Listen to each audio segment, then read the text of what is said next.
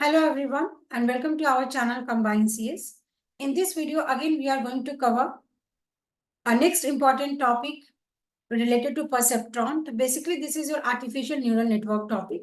तो AI का जो आपका लास्ट टॉपिक है artificial neural network, इससे क्वेश्चन पूछा गया है and these are the topics which are very easy for your examination because अगर आपने AI आर्टिफिशियल न्यूरल नेटवर्क का बस अगर फंडामेंटल भी पढ़ा है तो आप इजिली इस क्वेश्चन को सॉल्व कर सकते हैं।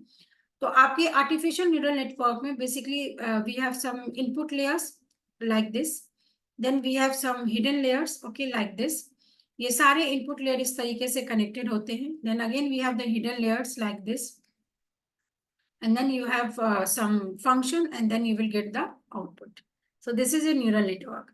न्यूरल नेटवर्क में दो तरीके के परसेप्ट्रॉन के बारे में पढ़ा जाता है, that is single layer and multiple layer.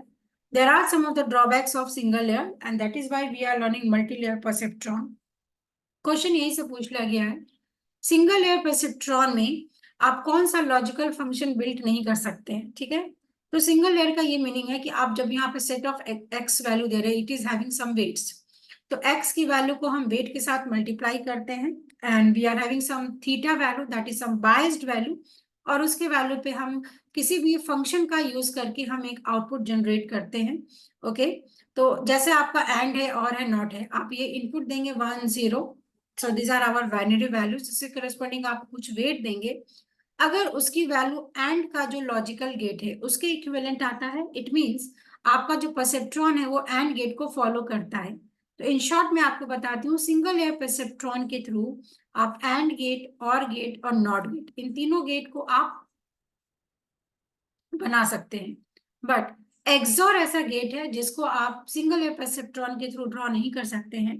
तो एक्सॉर की अगर हम बात करें 0 0 0 1 1 0 1 1, तो एक्सॉर की अगर हम बात करें तो आपका जो सेम इनपुट है वहां पे वैल्यू आएगी 0, और बाकी इसमें जो आपके डिफरेंट इनपुट होते हैं वैल्यू विल गेट 1.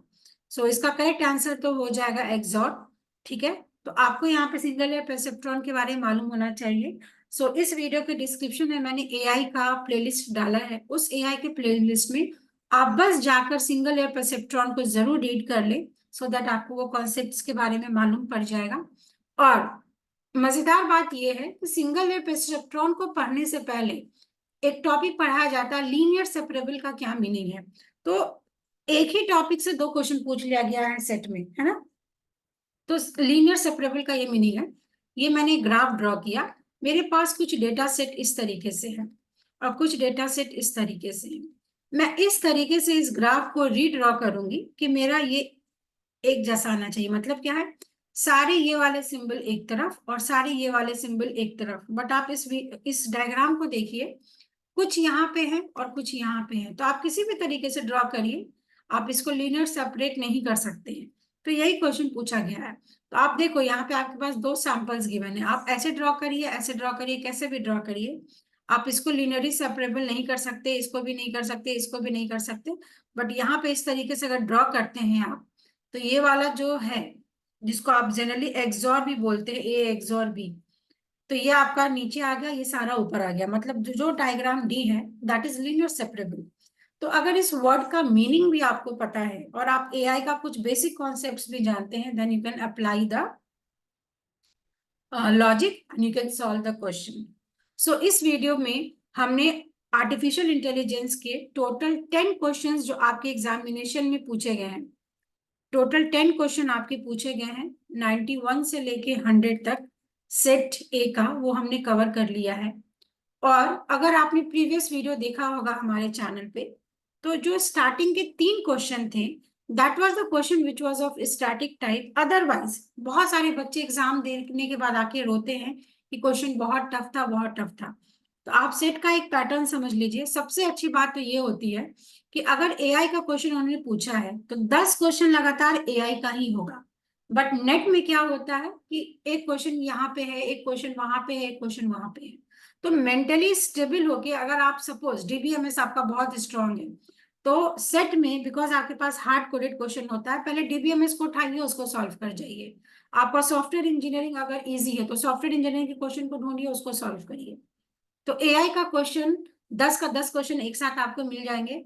और इस 10 क्वेश्चन में मैं सिर्फ एआई की बात नहीं कर रही हूँ, आप यहाँ पे किसी भी यूनिट को कंसिडर करिए, 2 से 3 question out of the box पूछे जाते हैं सेट में, बट जो 7 क्वेश्चन है, 6 से 7 क्वेश्चन, वो हमेशा इजी ही पूछा जाता है। तो अगर आपके पास टाइम कम है तो रेदर देन फोकसिंग कि मुझे मैं नहीं ये पढ़ी हूं, आप इस पे फोकस करिए कि आपने क्या पढ़ा है और आप कम समय में और क्या रीड कर सकते हैं, सो दैट कि एटलीस्ट 2 से 3 क्वेश्चन अगर मैं नहीं भी बना पा रही हूँ, then I can able to solve 6 to 7 questions, और वो सारे मेरे करेक्ट होने चाहिए।